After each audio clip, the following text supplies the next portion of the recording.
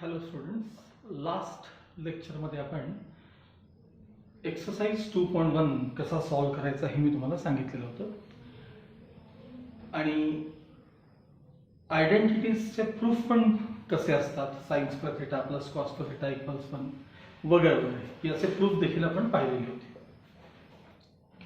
आता एक्सरसाइज 2.2 ला आपण सुरुवात करणार आहोत. याला तुम्हाला आयडेंटिटीज खूप चांगल्या पाठ पाहिजेत. मी कशा अर्थानं चांगल्या पाठ करेन, बऱ्याच जणांना हे येत असतं की sign square theta plus cos square theta equals 1. तर केवळ एवढंच न येता एक आयडेंटिटी आपल्याला 6 प्रकारे म्हणता आली पाहिजे. जे मी आपल्याकडे 10वी क्लासला लोक होते, तुम्हाला माहिती आहे सगळ्यांना की sign square theta plus cos square theta equals 1, sign square theta equals 1 minus cos square theta, cos square theta equals 1 minus sine square theta, 1 minus cos square theta equals sign square theta, 1 minus sine square theta equals cos square theta किंवा 1 minus cos square equals sine square, कसंही म्हणलं तरी चालतं. आणि शेवटी 1 equals sine square plus cos square. अशी एक identity 6 प्रकारे सांगता आली पाहिजे. 1 plus tan square theta equals sec square theta, एवढंच येऊन उपयोग नाही. Sec square theta minus tan square theta म्हणजे 1, हेही यायला पाहिजे. अशा प्रकारे. तर थोडक्यात आयडेंटिटी चांगल्या पाठ असतील तर हे तुम्हाला या एक्सरसाइजचे क्वेश्चन सगळे तुम्हाला व्यवस्थित जमणार आहेत. आता काही लोक अगदी रिसेंटली या 4 दिवसात किंवा या आठवड्यात जे जॉईन झालेले काही लोक आहेत, त्यांना सुरुवातीला आता हे π/2 पाय वगैरे हा पार्ट समजायला थोडासा त्रास होणार आहे, कारण मागचे लेक्चर्स तुम्ही अजून सगळ्यांनीच पाहिले असतील असं नाहीये. मी त्या लोकांना सगळे मागचे व्हिडिओ सेंड करणार आहे, ते पाहून घ्या म्हणजे तुम्हाला हे समजायला सुरू होईल. Okay, now let's start exercise 2.2. Question number 1. Problem असा आहे, if 2 sin a equals 1 equals √2 cos b and π/2 less than a less than pi. तर π/2 म्हणजे 90 less than a less than pi, pi म्हणजे 180. मग 90 आणि 180च्या दरम्यान म्हणजे हा क्वाड्रंट कुठला आहे सांगा, हा सेकंड क्वाड्रंट आहे. आणि 3π/2 म्हणजेच 270 लेस दॅन b लेस दॅन 2π. 2π म्हणजे किती, 360. म्हणजे 270 to 360 म्हणजे कुठला क्वाड्रंट आहे हा, तर हा फोर्थ क्वाड्रंट आहे. आणि याची व्हॅल्यू विचारली आहे tan a plus tan b upon cos a minus cos b. Okay, नेहमी लागणारी गोष्ट आपल्याला, तर एक म्हणजे ऑल साइन tan cos, म्हणजे फर्स्ट क्वाड्रंट मध्ये all trigonometric ratios positive, second मध्ये साइन पॉझिटिव्ह सोबत कोसेक पॉझिटिव्ह, उरलेले सगळे निगेटिव्ह. इथं टॅन पॉझिटिव्ह, कॉट पॉझिटिव्ह, उरलेले सगळे निगेटिव्ह. इथं कॉस पॉझिटिव्ह म्हणजे सेक पण पॉझिटिव्ह आणि उरलेले सगळे निगेटिव्ह. हे बघा, 0 to 90 म्हणजेच किती सांगा, π/2. 90 to 180 सेकंड क्वाड्रंट, 180 म्हणजेच किती, पाय. 180 to 270 म्हणजे 3π/2 थर्ड क्वाड्रंट. 270 to 360 म्हणजेच किती, 2π. 3π/2 to 2π हा फोर्थ क्वाड्रंट. असं रोटेशन ही आपल्याला माहित असणं आवश्यक आहे. ठीक आहे. आता a equals b equals c असे समजा 3 टर्म्स इक्वल असतील, तर मी त्यातले पहिल्यांदा हे 2 इक्वेट करतो आणि नंतर हे 2 इक्वेट करतो. ठीक आहे. आता बघा, सुरुवातीला बघूया काय मिळेल बघा तुम्हाला. 2 sin a is equal to 1. 2 sin a equals 1. मग 2 ने डिवाइड केल्यानंतर तुम्हाला देअरफॉर काय मिळेल सांगा, sin a इक्वल्स 1/2. आपल्याला cos a आणि tan a पाहिजे. मग sin a मधनं मी पहिले cos a मिळवणार आहे. आयडेंटिटी बघा, cos square a equals 1 minus sine square a. म्हणून मग अशी म्हणलं आयडेंटिटीज कशाही पाठ करायला आल्या पाहिजेत. cos स्क्वेअर a म्हणजे 1 minus sine square a, 1 minus sine a चा स्क्वेअर म्हणजे बघा ह्याचा स्क्वेअर 1/4, क्रॉस मल्टिप्लिकेशनचा आन्सर 3/4. आता मला स्क्वेअर रूट पाहिजे तुमचं cos a इक्वल्स, तर √3/2. अर्थात त्याला प्लस और मायनस साइन येणार आहे मला माहिती आहे, पण आता हळूहळू काय करायचं, डायरेक्ट येणारच साइन घ्यायचं. सांगा a कुठल्या क्वाड्रंट मध्ये, सेकंड. मग सेकंड क्वाड्रंट मध्ये कोण पॉझिटिव्ह असतो, साइन आणि कोसेक. म्हणजे याचा अर्थ कॉस कसा असतो तुमचा, निगेटिव्ह. म्हणजे साहजिक आहे याला साइन काय येणार आहे, मायनस साइन येणार आहे. आणि का मायनस साइन दिलं त्याचं समोर रिझन द्यायचं. काय रिझन द्यायचं, π/2 less than a less than 2π, sorry less than pi. हे असं समोर त्याला रिझन द्यायचं. ओके, साइन मिळाला, कॉस मिळाला, इथं साइन आहे बघा. आणि मग साइन आणि कॉसचं डिव्हिजन केलं की तुम्हाला टॅन जे विचारले त्याच्याकडे लक्ष द्या. मग टॅन ए म्हणजे काय सांगा. Tan A equals sign A upon cos A. करा रिप्लेस. साइन ए ची व्हॅल्यू किती आहे बघा. 1/2 upon cos A minus √3/2 upon 2 cancel होतील आणि तुम्हाला टॅन ए ची व्हॅल्यू मिळेल 1 मायनस 1/√3. म्हणजे आता आपला ए चा सगळा विषय संपला. ए चा सगळा विषय संपला. आता बी कडे बघायचं.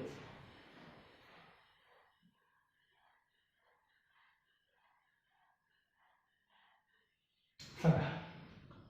√2 cos b equals 1.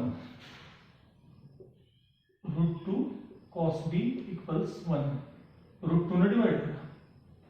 cos b equals 1 upon √2. आपल्याला cos b आणि tan b पाहिजेत. मग याच्यावरून पहिले मी साइन मिळवून घेतो आधी. मग साइन स्क्वेअर b म्हणजे 1 मायनस cos स्क्वेअर b. आता सांगा cos b चा स्क्वेअर म्हणजे याचा स्क्वेअर 1/2. क्रॉस मल्टिप्लिकेशनचा आन्सर पुन्हा 1/2, पण ही साइन स्क्वेअर b ची व्हॅल्यू आहे. मग तुम्हाला स्क्वेअर रूट पाहिजे म्हणजे साइन b इक्वल्स ह्याचं स्क्वेअर रूट 1/√2. आता पॉझिटिव्ह का निगेटिव्ह त्यासाठी अँगल बी कुठे आहे बघा. Fourth quadrant. फोर्थ क्वाड्रंट मध्ये कोण पॉझिटिव्ह असतो. कॉस पॉझिटिव्ह असतो.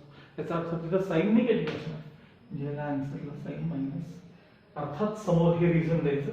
हे समोर जे काय असेल ते रिझन द्यायचं. आता आपल्याला काय मिळालं सांगा. इथं साइन बी ची व्हॅल्यू मिळाली. मग याच्यावर आपण टॅन बी मिळवूया. सांगा टॅन बी म्हणजे काय. टॅन बी म्हणजे साइन बी अपॉन कॉस बी. साइन बी ची व्हॅल्यू किती आहे. मायनस 1/√2 अपॉन कॉस बी ची व्हॅल्यू किती आहे बघा. 1/√2. 1/√2 दोन्ही कॅन्सल होतील आणि शेवटी तुम्हाला टॅन बी मिळेल -1 मिळेल. टॅन बी किती मिळेल आपल्याला -1 मिळेल. ठीक आहे. सगळे हवे असणारे व्हॅल्यूज तुम्हाला मिळाले. आता पूर्ण तो कन्सिडर दॅट एक्सप्रेशन हे जे असेल ते एक्सप्रेशन लिहायचं ज्याची तुम्हाला व्हॅल्यू विचारली. tan a plus tan b upon cos a minus cos b is equal to असं समोर लिहायचं. आता मला समोर जास्त जागा नाही मग मी इथं कंटिन्यू करतो. सांगा tan a रिप्लेस करूया आपण. बरोबर. tan a किती आहे -1/√3 आहे प्लस tan b किती आहे बघा आपल्याकडे. tan b -1 हो तर मी ब्रॅकेट करतो अपॉन cos a किती आहे बघा आपल्याकडे. cos a -√3/2 आहे माइनस cos b किती आहे बघा. cos b इथे आहे 1/√2. न्यूमरेटर मध्ये मायनस साइन कॉमन, खाली पण मायनस साइन कॉमन आणि कॅन्सल म्हणजे काय काय राहील सांगा. 1/√3 प्लस 1 अपॉन √3/2 प्लस 1/√2. आता क्रॉस मल्टिप्लिकेशन. √3 प्लस 1 अपॉन √3 खाली √6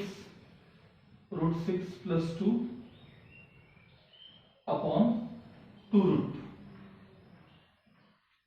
दिस term divided by this term म्हणजे रेसिप्रोकल ना multiply. √3 plus 1 upon √3 multiplied by 2√2 upon √6 plus 2.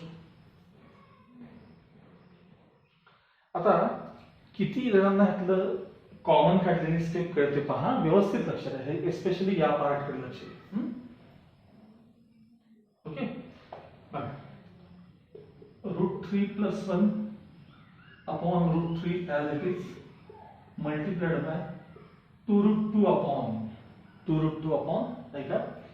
याच्यात तुम्हाला √3 इंटू √2 असे दिसतात आणि ह्या 2 वेळा √2 आहेत. √2 मग ह्यातले आणि ह्यातले √2 कॉमन निघतात.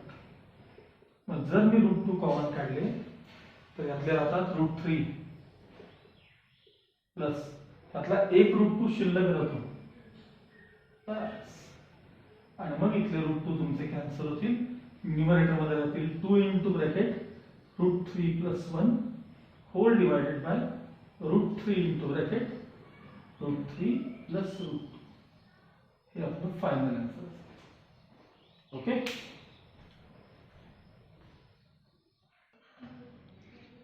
Okay, now question number 2. काय प्रॉब्लेम दिला बघा तुम्हाला. If sin A upon 3 equals sin B upon 4 equals 1/5, A and B are angles in second quadrant. Second quadrant angle है A and B. Then prove that 4 cos A plus 3 cos B equals -5. हे आपल्याला prove करायचं आहे. मग आपण नेहमीप्रमाणे बघा A B C जर तीन टर्म्स इक्वल असतील, तीन टर्म्स, तर मी फर्स्ट आणि लास्ट पहिले इक्वेट करतो आणि मग सेकंड आणि लास्ट इक्वेट करतो. यातून मला साइन A आणि साइन B वेगळे करायचे. ठीक आहे. मग आता सांगा sin A upon 3 is equal to 1/5. 3 transfer केले की sin A इक्वल्स 3/5. आता याच्यावरून मला cos A मिळवायचा आहे. cos A त्यासाठी identity cos square A equals 1 minus sin square A. Therefore, cos square A equals 1 minus sin square A म्हणजे व्हायचा स्क्वेअर 9/25. क्रॉस मल्टिप्लिकेशन केल्यानंतर 16/25 आणि आता स्क्वेअर रूट घ्यायचं आहे मला. सो cos A equals, कारण ही व्हॅल्यू कोणाची सांगायची, तर cos square A ची व्हॅल्यू येते. आपल्याला cos A पाहिजे म्हणजे 4/5.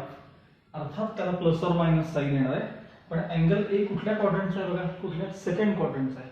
मग सेकंड क्वाड्रंट मध्ये साइन कसा असतो, पॉझिटिव्ह, बाकी सगळे निगेटिव्ह. म्हणजे इथे cos A कसा असला पाहिजे, निगेटिव्ह असला पाहिजे. आता यातला दुसरा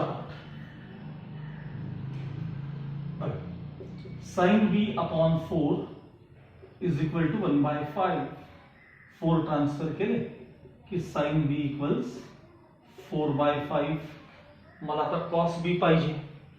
मग identity cos square B equals 1 minus sin square B. 1 minus sin square B म्हणजे ह्याचा स्क्वेअर 16/25. क्रॉस मल्टिप्लिकेशन केल्यानंतर 9/25. हे कोणाची व्हॅल्यू आहे, परत एकदा cos square B ची आहे. आपल्याला cos B पाहिजे म्हणजे 3/5. पुन्हा एकदा प्रश्न आहे पॉझिटिव्ह का निगेटिव्ह. अँगल B सेकंड क्वाड्रंटचा आहे. पुन्हा तिथे cos कसा असणार आहे, पॉझिटिव्ह सॉरी निगेटिव्ह असणार आहे, कारण तिथे साइन तेवढा पॉझिटिव्ह असतो आणि सोबत कोसेक पॉझिटिव्ह असतो. मिळाले. म्हणजे प्रूव्ह करायचं आहे त्याची LHS लिहून घ्यायची. LHS काय LHS आहे, तर 4 cos A plus 3 cos B. 4 as it is. सांगा cos A ची व्हॅल्यू तुमच्याकडे आता काय मिळाली तुम्हाला, cos A minus 4/5 plus 3 cos B. cos B ची व्हॅल्यू आपल्याकडे -3/5. -3/5. हे multiplication minus plus into minus minus 16/5. पुन्हा प्लस इंटू मायनस म्हणजे -9/5. आता डिनॉमिनेटर सेम आहे. -16 - 9 म्हणजे -25/5. मग दोघांना कॅन्सलेशन केले की answer 5 equals RHS. Therefore 4 cos A plus 3 cos B equals किती आले आपले, -5. Okay.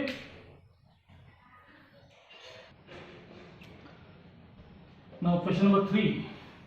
If tan theta equals 1/2. If tan, बाकी आता याच्यात क्वाड्रंट वगैरे काही सांगितलेलं नाही आहे. मग आता इथं दोन पॉसिबिलिटीज आहेत. एक तर थिटा, tan थिटा तुमचा ज्या अर्थी पॉझिटिव्ह आहे त्या अर्थी एकतर तो फर्स्ट क्वाड्रंटचा असला पाहिजे किंवा थर्ड क्वाड्रंटचा पण असू शकतो. त्यामुळे इथे क्वाड्रंट बद्दल काहीही सांगितलेलं नाही आहे. मग अशा वेळेस काहीतरी वेगळा पर्याय कसा करायचा बघा. पुढे विचारलं आपल्याला, तर evaluate 2 sin theta plus 3 cos theta upon 4 cos theta plus 3 sin theta. हे आपल्याला इव्हॅल्युएट करायचं. जरा नवीन टाईप आहे, थोडासा बघा आणि समजून जाईल, सोपा आहे, फार काय अवघड नाही आहे. मला सांगा हे सगळं जे एक्सप्रेशन आहे की नाही ज्याची तुम्हाला व्हॅल्यू विचारली आहे ते एक्सप्रेशन मला टॅन मध्ये कन्वर्ट करता येते का बघायचं. आणि हे आता तुम्हाला हे असं बऱ्याचदा येईल 11वी 12वी. त्यामुळं मला सांगा टॅन मध्ये साइन अपॉन कॉस अशी टर्म असते की नाही. कॉस म्हणजे एखाद्या साइन मधल्या टर्मला समजा कॉसने डिवाइड केलं तर ती टर्म कशात कन्वर्ट होते, टॅन मध्ये कन्वर्ट होते. मग यासाठी मी इथं न्यूमरेटर डिनॉमिनेटरला कॉस थिटाने डिवाइड करून घेणार आहे. बघा कशी स्टेप लिहिते बघा. Dividing numerator and denominator by cos theta. असं जे रेड कलर वापरलेला असतो किंवा रेड पेन आपण ज्यावेळी मी वापरतो तेव्हा ती स्टेप महत्वाची असते लक्षात ठेवा. न्यूमरेटर डिनॉमिनेटरला कॉस थिटाने डिवाइड करायचं आणि नुसतं डिवाइड नाही तर इथे सेपरेट डिव्हिजन करायचं. म्हणजे प्रत्येक टर्मला कॉस थिटाने डिवाइड केलेलं दाखवायचं. प्रत्येक टर्म म्हणजे कसं दाखवायचं लक्षात. 2 sin theta upon cos theta जे काय असेल ते प्लस पुढं 3 cos theta upon cos theta whole divided by खाली denominator 4 cos theta upon cos theta plus 3 sin theta upon cos theta. काय केलं आपण न्यूमरेटर डिनॉमिनेटरला काय केलं तर cos थिटाने डिवाइड केलं equals 2 as it is sin upon cos tan theta plus cos cancel हे 3 शिल्लक आहेत divided by 4 as it is cos upon cos cancel झालं म्हणजे 1 राहिले थोडक्यात प्लस 3 sin upon cos म्हणजे काय आले tan थिटा. बस आता tan थिटाची व्हॅल्यू जी काय हाफ ती रिप्लेस करायची.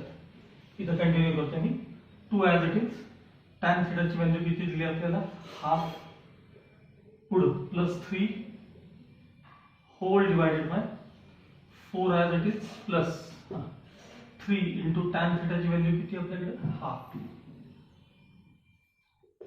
हे 2 कॅन्सल होतील वरती राहतील 1 प्लस 3 खाली मात्र 4 प्लस 3/2 झाले. न्यूमरेटर 4 ऍडिशन 4 झाली खाली क्रॉस मल्टिप्लिकेशन 4 2 जा 8 8 प्लस 3 11/2. आता हे 2 वरती जातील आणि मल्टिप्लाय होतील. फायनल आन्सर असेल तुमचं 8/11. Okay okay.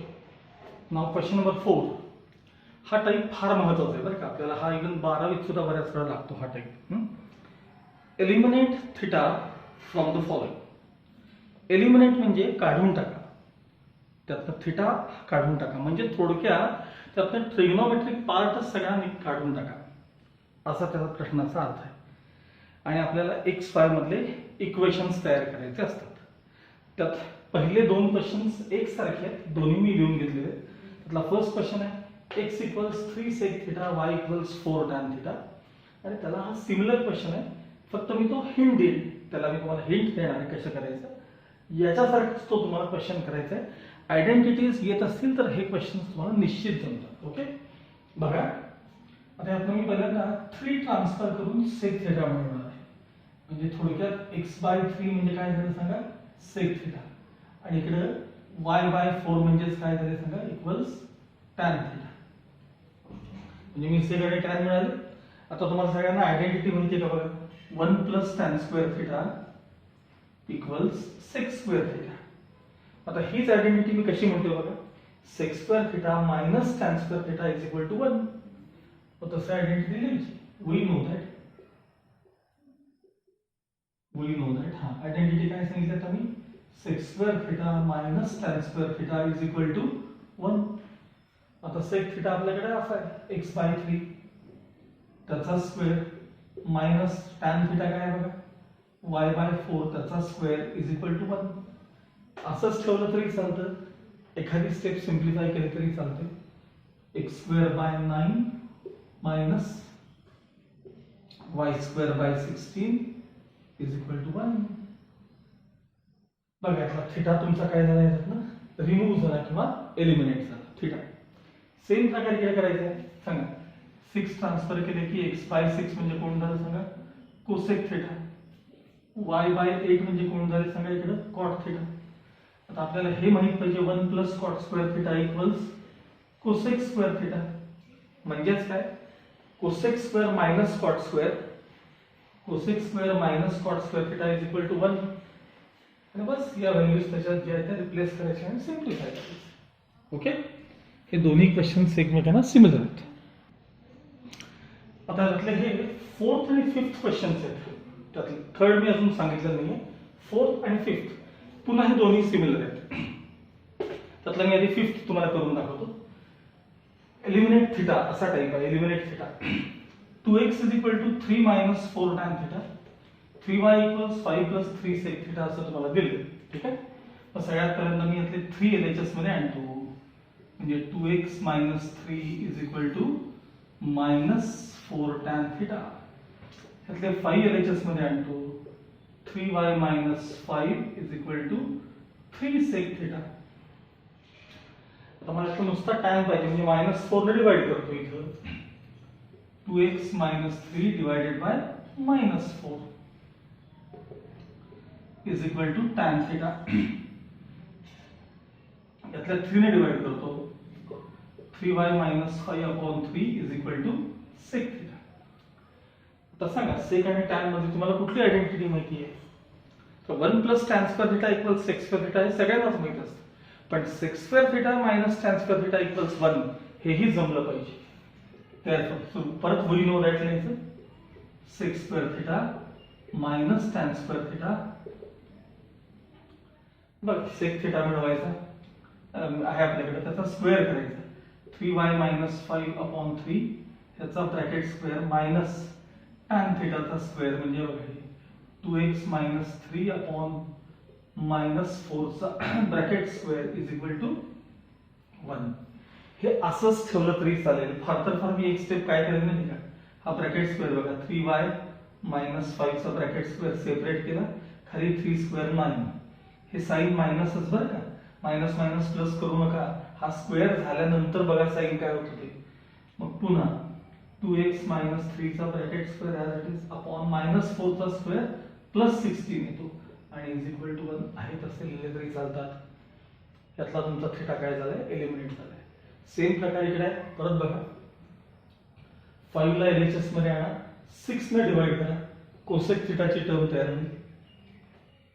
3 ला LHS मध्ये आणा, 8 ने डिवाइड करा, कॉट थिटाची टर्म तयार होईल. आणि कोसेक आणि कॉट मध्ये काय आयडेंटिटी आहे आताच दाखवली होती मी तुम्हाला. 1 plus cot square theta equals cosec square theta हे येतच सगळ्यांना. पण cosec square theta minus cot square theta equals 1 हे वापरा आणि याच्यासारखाच हा प्रॉब्लेम देखील सिम्प्लिफाय करून घ्या. ओके.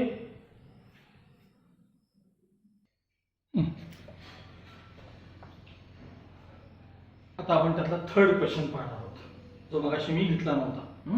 पण हा थोडा वेगळ्या प्रकारचा क्वेश्चन आहे. बघा क्वेश्चन काय दिलं तुम्हाला.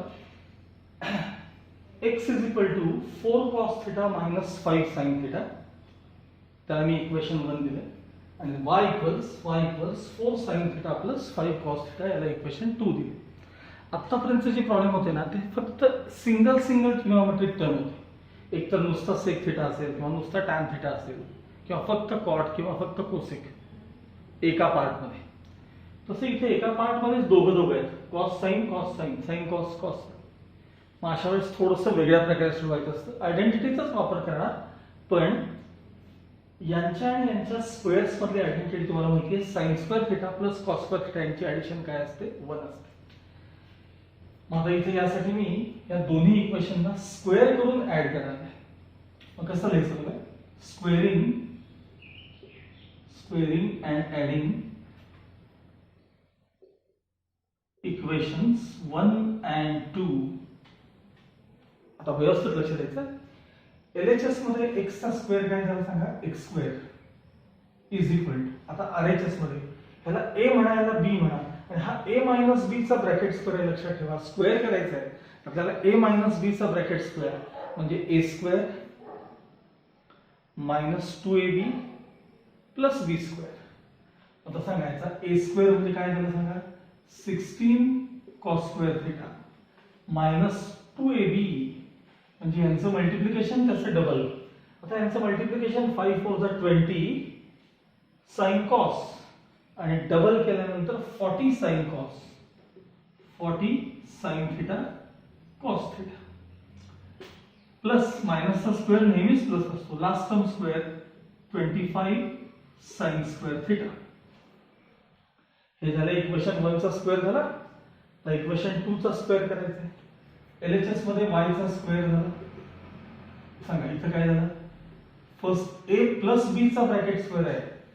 जसा हा a मायनस b चा होता तसा a plus b, first term square 16 sign square theta plus 5 4 20 त्याचे double 40 sine theta cos theta, मधली टर्म y से b ची टर्म आणि प्लस लास्ट टर्म स्क्वेअर म्हणजे 25 कॉस स्क्वेअर थिटा. आणि हे दोन इक्वेशन्स आपल्याला काय करायचे, ऍड करायचे. ऍड त्यांची ऍडिशन कशी होणार आहे बघा. LHS मध्ये x square plus y square, ही ऍडिशन अशीच लिहायची, इज इक्वल टू या दोघांची ऍडिशन करताना 16 कॉमन काढायचे. ब्रॅकेट मध्ये काय राहिले सांगा, cos square theta plus sign square theta. Positive negative addition मध्ये कॅन्सल झाले, प्लस या दोघांमध्ये 25 कॉमन काढायचे. ब्रॅकेट मध्ये sign square theta plus cos square theta यांची ऍडिशन दाखवायची. Therefore, x square plus y square as it is equals 16 into bracket 1 आता काय लिहायची गरज नाही, into 1 plus 25 into bracket 1 पुन्हा 1 लिहायची गरज नाही. आणि मग final addition x square plus y square is equal to या दोघांची ऍडिशन करून जे येईल ते फायनल आन्सर 41. त्यातला थिटा काय झाला, एलिमिनेट झाला. थिटा एलिमिनेट करणं म्हणजे त्यातला ट्रिग्नोमेट्रिक पार्ट एलिमिनेट करायचा आणि त्यासाठी फक्त आयडेंटिटीचा वापर करावा लागतो. या प्रकारे हे 1 ते 4 क्वेश्चन्स पूर्ण करून ठेवायचे. त्यानंतर मी तुम्हाला नेक्स्ट व्हिडिओमध्ये आता पुढच्या लेक्चरमध्ये 5 पासून 11 पर्यंतचे प्रॉब्लेम एक्सप्लेन करणार. 5 पासून 11 पर ऐका बरं का व्यवस्थित, समोर टेक्स्टबुक ठेवा. 5 पासून 11 पर्यंतचे क्वेश्चन्स मी तुम्हाला एक्सप्लेन करणार आहे. त्यानंतर जरा नंबर चुकले, 12 त्याच्यानंतर डायरेक्ट 15 नंबर पडलाय. तुम्हाला जे काही म्हणायचं ते म्हणा, 12 नंतर तो 13 आहे असं म्हणा. तर मी आहे त्या नंबरनुसार सांगतो. 12, 15 आणि 16. 12, 15 आणि 16 ऍक्च्युली ते 12, 13, 14 आहेत खरं तर, पण ते सोडून द्या. हे अजिबात आत्ता बघायचे नाहीत आपल्याला, आत्ता पाहायचे नाहीत. ओके, परत सांगतो. 5 पासून 11 पर्यंत मी एक्सप्लेन करणार. 12, 15, 16 समोर टेक्स्टबुक ठेवा त्यासाठी. 12, 15, 16 सोडून द्यायचे आणि 17th पासून जे क्वेश्चन दिसत आहेत तुम्हाला, प्रूव्ह द फॉलोइंग आयडेंटिटीज, हा सगळा तुम्हाला 10वीत झालेला पार्ट आहे. जेवढं येईल तेवढं स्वतः करून बघायचं. मी सगळे एक्सप्लेन करणार आहे, पण 17th आता समजा काही लोकांचा हा भाग लवकर संपला असेल, मध्ये एखाद दिवस तुम्हाला वेळ असेल, त्यावेळी 17th क्वेश्चन स्वतः जेवढा जमेल तेवढा सोडवून ठेवायचा. ओके, मग 17 संपला की हा ऍक्च्युली हा एक प्रकारे तुमचा लेसन संपणार आहे, कारण त्याला जोडून पुढून मिसलेनियस आहे. पण मग अवघड पार्टचा हा सगळा 10वीशी रिलेटेड लेसन आहे. बराचसा पार्ट ह्याच्यात 10वीशी रिलेटेड आहे. ओके, पहिले 1 to 4 क्वेश्चन्स आधी पूर्ण करून ठेवू.